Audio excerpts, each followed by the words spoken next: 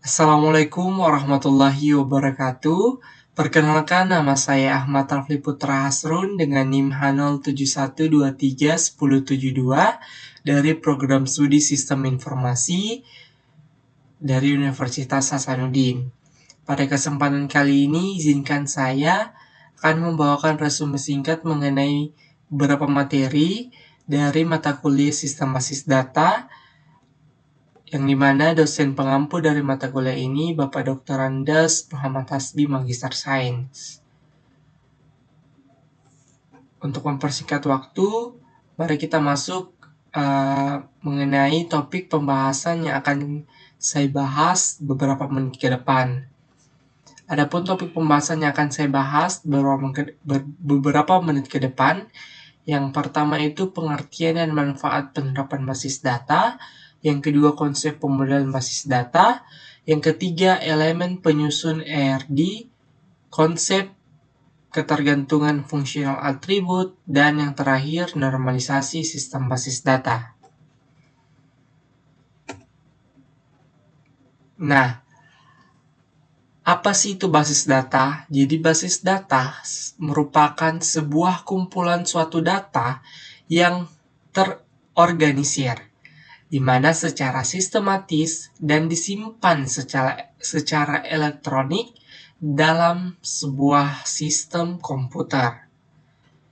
Nah, apa sih manfaatnya? Nah, manfaatnya salah satunya yaitu efisiensi penyimpanan data. Ada juga akses data yang cepat dan bagaimana mengintegritaskan suatu data dan mengamankan suatu data serta memudahkan dalam berbagai data. Lalu, apa pentingnya basis data itu? Kenapa harus diperlukan basis data itu? Jadi, basis data diperlukan itu karena dia memungkinkan sebuah organisasi untuk menyimpan dan mengelola data dalam satu tempat, yang dimana basis data ini dia memungkinkan penggunaannya itu untuk mengakses informasi dengan lebih mudah dan cepat. Lalu kita akan masuk kepada pembahasan konsep pemodelan basis data, yang dimana konsep dari pemodelan basis data adalah merupakan representasi suatu abstrak yang terstruktur dari data dalam suatu sistem. Ada 3 dari konsep pemodelan basis data ini. Yang pertama, model data konseptual, model data logis, dan model data fisik. Di mana model data konseptual ini dia merupakan konsep basis data yang hubungannya itu dari tampilan terorganisir, yang dimana dia bertujuan untuk pembuatan model data konseptual yang dimana menetapkan entitas, atribut, dan hubungannya. Nah, pada level pemodelan data ini, hampir tidak ada detail yang tersedia mengenai struktur basis data yang sebenarnya. Lalu ada model data logis, yang dimana dia menentukan struktur elemen data dan menetapkan hubungannya di antara elemen-elemen tersebut. Model data logis ini dia menambahkan sebuah informasi yang lebih lanjut dan terperinci ke sebuah elemen-elemen suatu model di data konseptual. Lalu keuntungannya menggunakan model logis ini, dia bisa menyediakan fondasi untuk membentuk suatu dasar bagi model fisik. Lalu pada model fisik, dia itu menjelaskan key implementasi model data yang khusus di dalam suatu database, yang dimana dia menawarkan sebuah abstraksi database dan dia membantu menghasilkan skemanya. Nah, hal ini karena kekayaan metadata yang ditawarkan oleh model data dari model data fisik. Nah, kenapa penting pemodelan data dalam perencanaan basis data? Karena yang pertama itu dia harus pemahaman yang jelas. Yang kedua itu desain yang harus terstruktur.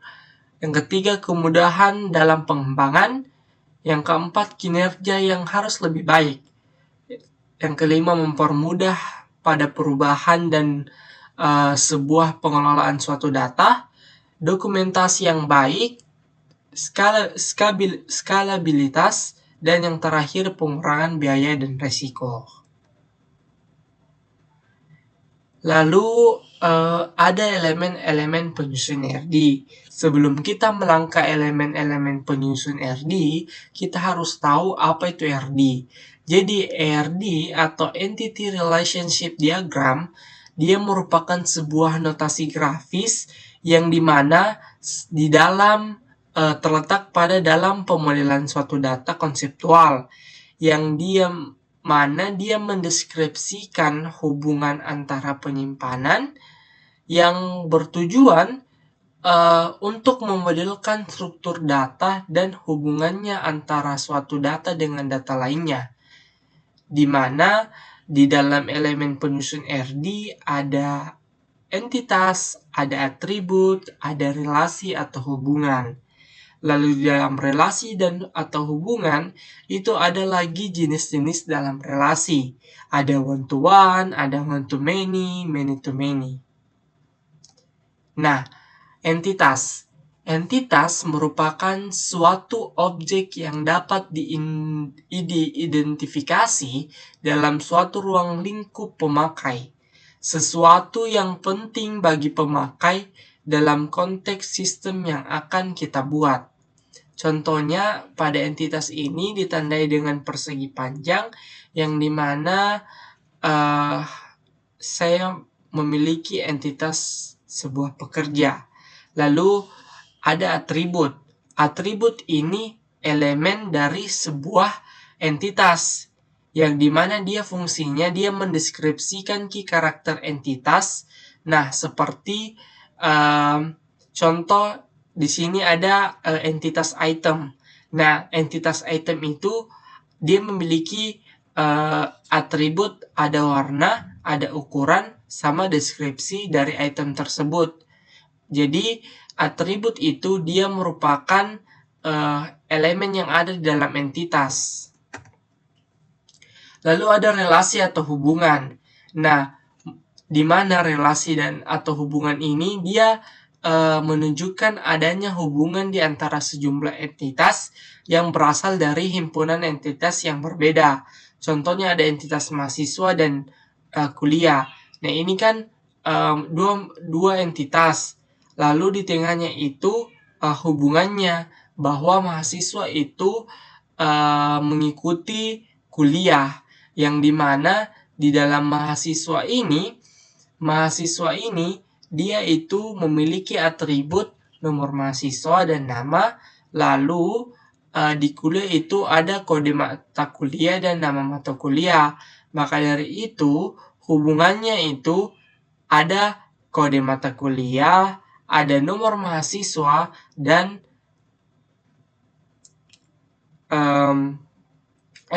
ada kode mata kuliah dan nomor mahasiswa. Lalu yang tadi saya jelaskan ada hubungan-hubungannya. Hubungan dari suatu relasi. Ada one to many, dan many to many. Nah, one to one ini dia entitas pada himpunan entitas A itu dia berhubungan dengan paling banyak satu entitas pada himpunan entitas B. Dan begitu juga sebenarnya setiap entitas B pada himpunan entitas B berhubungan paling banyak satu entitas pada himpunan entitas A. Jadi singkatnya one to one itu dia ketika ada suatu entitas A sama entitas B, dia ketika dia berhubungan, dia memiliki relasi, dia itu paling banyak cuman satu entitas saja yang berhubungan. Jadi supir dia berentitas dengan satu mobil, begitu. Lalu hubungannya itu di sini adalah contohnya ada entitas supir dengan entitas mobil. Nah, hubungannya itu adalah penugasan, dan satu ini dia menandakan bahwa one to one. Jenis hubungannya itu one to one. Lalu ada hubungan one to many. One to many ini dia satu entitas ke banyak entitas. Jadi kayak setiap himpunan entitas A itu dia berhubungan dengan banyak entitas pada himpunan entitas B, dan tidak sebaliknya, di mana setiap entitas pada himpunan entitas B itu dia berhubungan dengan paling banyak satu entitas pada himpunan entitas A. Jadi contohnya hubungan one to many ini adalah kelas dan mahasiswa. Jadi satu kelas itu bisa mencakup beberapa mahasiswa. Lalu hubungannya itu kita namakan berisi, bahwa di dalam suatu kelas itu berisi beberapa banyak lebih dari satu siswa, maka disebut hubungan one to many. Lalu ada hubungan many to one. Ini sama karena setiap entitas pada himpunan entitas A itu dia berhubungan paling banyak satu entitas pada himpunan B. Lalu tidak sebaliknya, di mana setiap entitas B itu dapat berhubungan dengan banyak entitas di himpunan entitas A. Jadi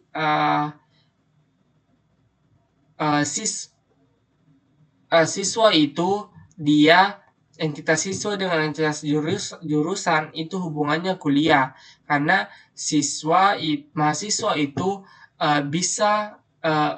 mahasiswa itu dia cuma bisa memilih satu jurusan, di mana hubungannya itu terjadi di perkuliahan, kayak begitu. Lalu ada many to many. Nah, many to many itu banyak entitas ke banyak entitas lainnya. Jadi di mana sebuah entitas pada himpunan entitas A itu dia berhubungan dengan banyak entitas pada himpunan B, dan sebaliknya itu di mana setiap entitas pada himpunan entitas B itu dapat berhubungan dengan banyak entitas pada himpunan A. Jadi banyak siswa itu bisa mengikuti beberapa mata kuliah. Begitupun mata kuliah, misalnya mata kuliah aljabar dapat diikuti dari beberapa mahasiswa.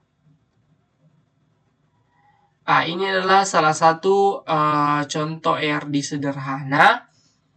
Setelah kita sudah menentukan jenis-jenisnya, jenis-jenis relasinya, ini adalah contoh sebuah ERD sederhana yang dimana yang digaris bawah itu adalah merupakan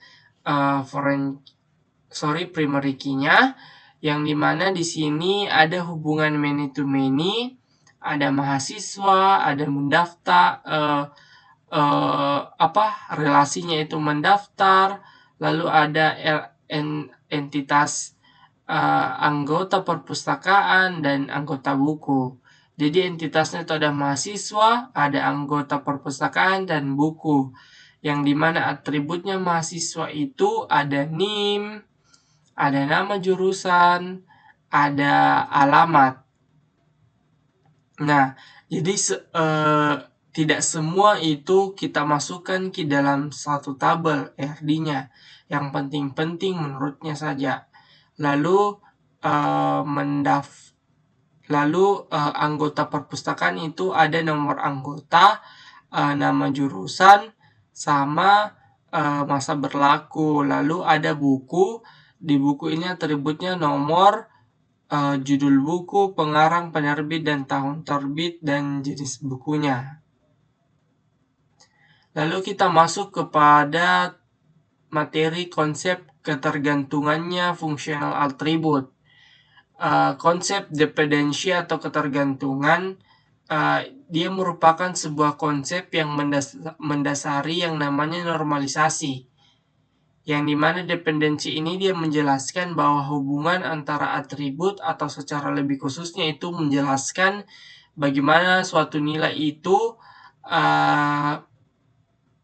bagaimana suatu nilai di atribut itu dia menentukan nilai atribut lainnya.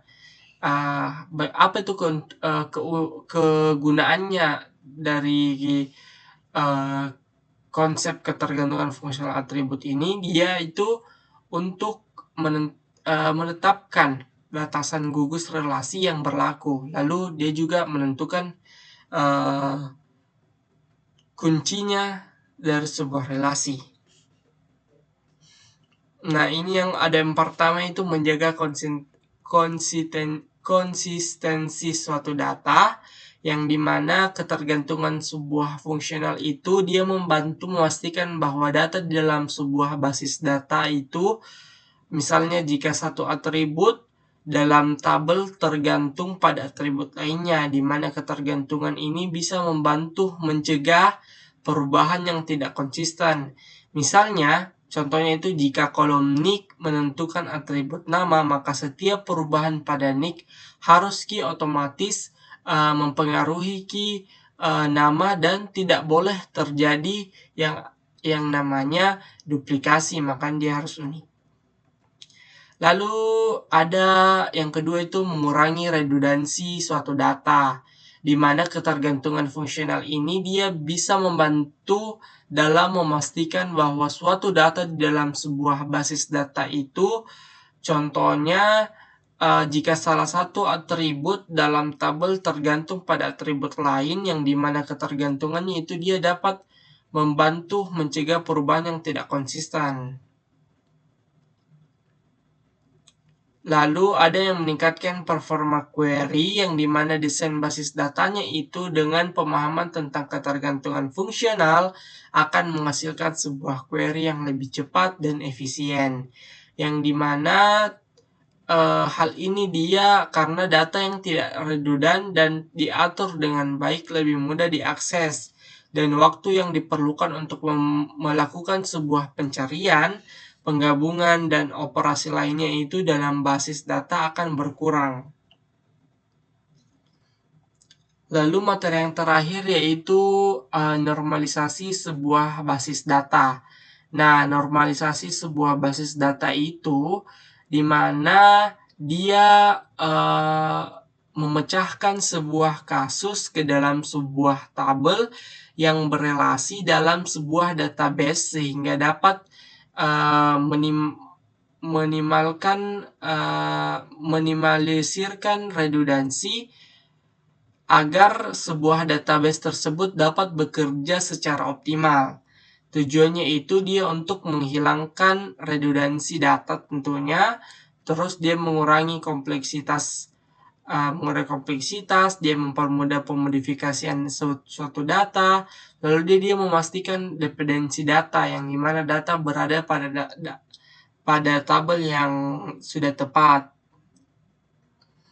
Nah, proses normalisasi ini di mana sebuah data itu diuraikan dalam bentuk tabel. Selanjutnya dianalisis berdasarkan persyaratan tertentu ke beberapa tingkatan normal suatu data. Jadi ada nanti normal pertama 1NF, 2NF, 3NF, 4NF, dan lain-lain.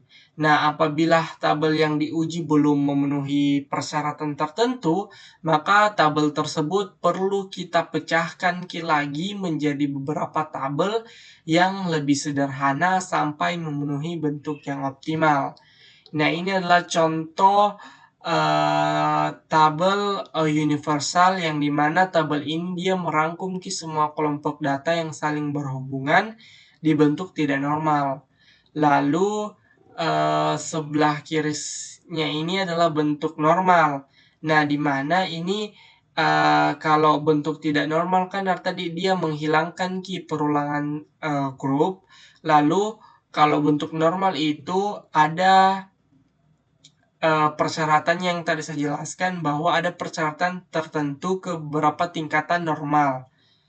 normal suatu data, yaitu pertama persyaratan bentuk normal pertama atau 1NF, dia itu harus menghilangkan ketergantungan sebagian. Lalu kalau bentuk normal kedua 2NF itu dia menghilangkan ketergantungan transitif.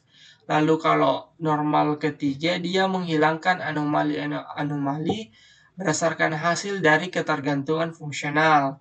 Ada juga BCNF atau bentuk normal boycott, dia itu menghilangkan ketergantungan multi value.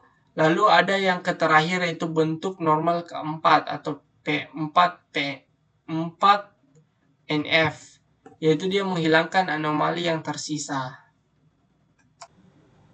Nah, lanjut. Bagaimana kriteria bentuk normal yang baik? Nah, sebuah tabel itu dikatakan baik, efisien, atau normal itu jika dia memenuhi 3 kriteria yang sebagai berikut. Yang pertama itu, jika ada penguraian atau dekomposisi suatu tabel itu, maka dekomposisinya itu harus dijamin aman, atau biasa disebut juga lossless join decomposition, yang dimana artinya itu dia setelah tabel tersebut itu diuraikan atau didekomposisikan menjadi sebuah tabel-tabel baru. Tabel-tabel baru ini bisa menghasilkan tabel semula dengan sama persis. Lalu yang kedua itu terpeliharanya sebuah ketergantungan fungsional pada saat perubahan suatu data atau dependency preservation. Lalu yang ketiga yaitu tidak melanggar boycott normal form atau BCNF, yang dimana jika kriteria ketiga BCNF ini tidak dapat terpenuhi, maka paling tidak tabel tersebut tidak melanggar bentuk normal pada tahap ketiga atau 3RD normal form atau 3NF. Lalu ada kehilangan informasi bisa terjadi bila pada waktu kita merencanakan sebuah database atau melakukan proses dekomposisi yang keliru. Bentuk normalisasi yang sering kita gunakan itu ada 1NF, 2NF, 3NF, dan BCNF. Di mana 2NF ini lebih baiki dari 1NF, dan 3NF itu lebih baiki dari 2NF. Lalu untuk kepentingan sebuah rancangan database suatu bisnis, 3NF ini adalah bentuk yang paling terbaik dalam sebuah proses normalisasi, di mana normalisasi dengan level paling tinggi yaitu 5NF dan tidak selalu diharapkan. Lalu jadi normalisasi itu dilakukan sampai dirasa sudah cukup bentuk normalnya dengan mengikuti persyaratan normalisasi. Lalu ada bentuk normal ke-1. Saya akan bahas bentuk normal yang lainnya. Yang pertama itu bentuk normal ke-1, yang dimana dia merubah dari bentuk suatu tabel tidak normal atau unnormalized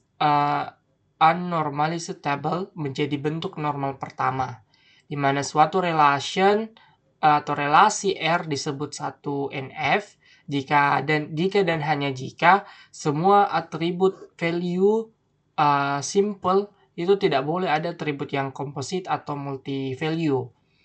Nah, apa sih tujuannya ini bentuk normal ke-1? Jadi tujuannya itu dia membuang adanya pengulangan redundansi suatu data di dalam database. Lalu yang kedua itu dia menghindari adanya pencatatan null value.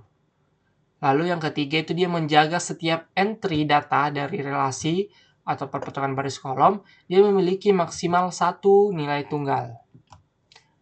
Lalu ada yang namanya bentuk normal kedua, 2NF, yang dimana jika setelah normalisasi pertama itu kita lakukan masih terdapat redundansi suatu data, maka kita dapat diteruskan langkah normalisasi kedua. Pada tahap ini dia itu bentuk datanya itu telah memenuhi kriteria bentuk normal ke-1 tentunya. Lalu yang kedua itu dia harus ditentukan dari primary key-nya, dari field-nya itu.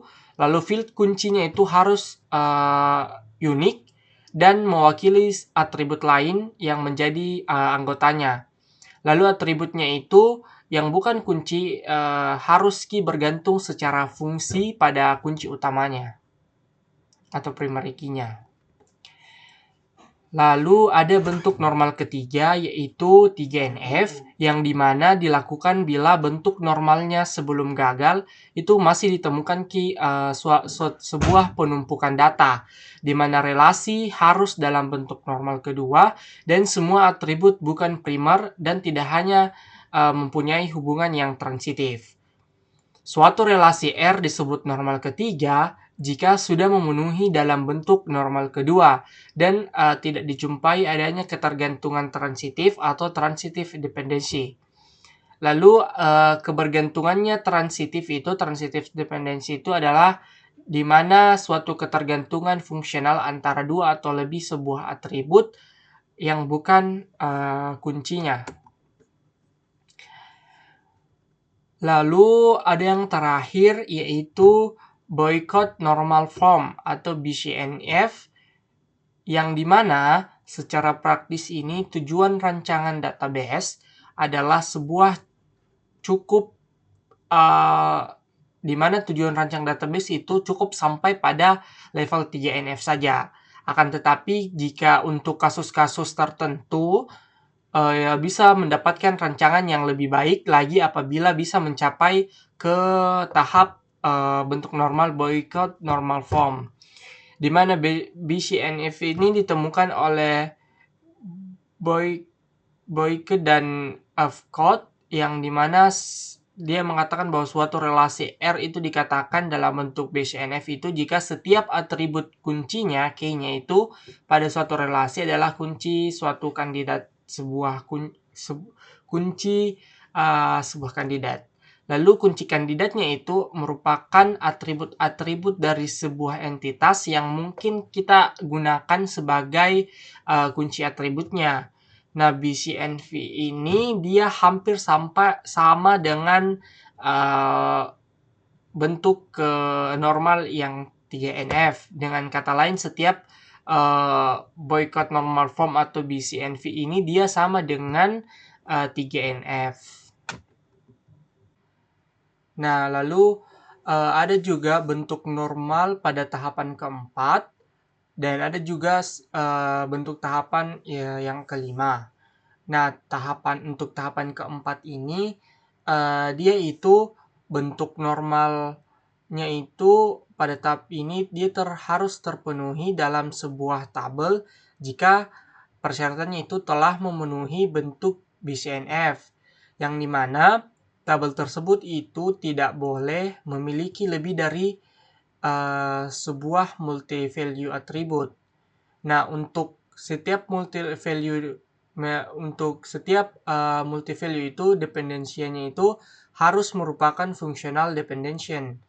Lalu ada juga bentuk normal pada tahap kelima yaitu 5NF yang dimana dia itu terpenuhi jika tidak dapat memiliki sebuah lossless yang decomposition menjadi sebuah tabel-tabel yang berukuran kecil, yang dimana jika 4 bentuk suatu normal sebelumnya itu dibentuk berdasarkan functional dependency. Nah, pada tahapan bentuk normal ke-5NF ini dia dibentuk berdasarkan pada konsep join dependence yang dimana yakni apabila sebuah tabel telah didekomposisi menjadi tabel-tabel yang berukuran kecil harus bisa digabungkan kembali menggunakan join untuk membentuk sebuah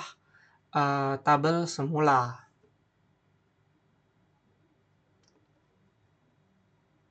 Nah, mungkin itu saja yang dapat saya sampaikan mengenai materinya. Semoga materi yang saya sampaikan dapat bermanfaat. Lebih dan kurangnya mohon dimaafkan. Wassalamualaikum warahmatullahi wabarakatuh dan selamat pagi.